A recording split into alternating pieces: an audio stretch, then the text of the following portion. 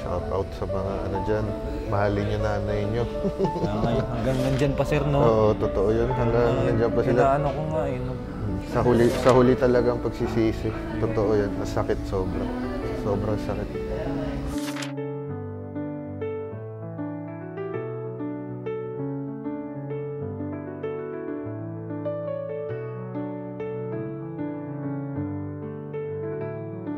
Sir, bakit po ito yung pinatattoo niyo po?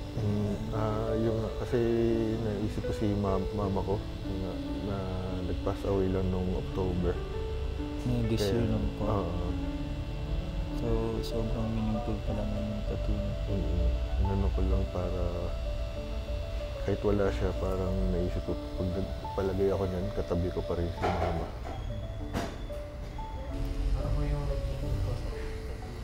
Sa cancer. Kasi siya nung last year nagkaroon ng colon cancer.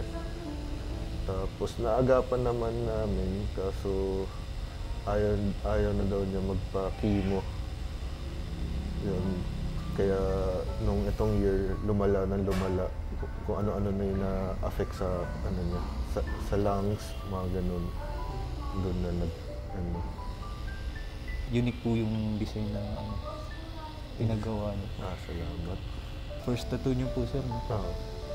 First tattoo. Sir, bakit po pala Chinese text po yung... Kasi kami, Chinese family. Ito, pangalan po ng mama ko. Yun na lang yung nilagay ko. Ba't mo po pala dyan yung nilagay? Para lang hindi siya kita. Yun lang kasi yung sa akin, parang gusto ko lang ng minimalist. Ganun lang. Kumbaga ako lang, para sa akin lang. Kahit wala na siya, kumbaga para sa akin parang kino-comfort pa rin niya ako. Kasi si mama, since bata kami talagang todo alaga sa amin.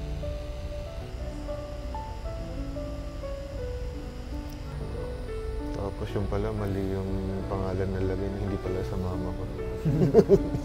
Yun lang. Shout out sa mga dyan, mahalin yung nanay nyo. Hanggang nandyan pa, sir, no? Oo, totoo yun. Hanggang nandyan pa sila. Inaano ko nga, eh. Sa huli talagang pagsisisi. Totoo yan. Ang sakit sobra. Sobrang sakit. Totoo yan. Hindi na mababalik naman. Iba ang pagmamahal ng nanay. Hanggang may chance pa talaga. So, kahit may pamilya ka na. Totoo yan.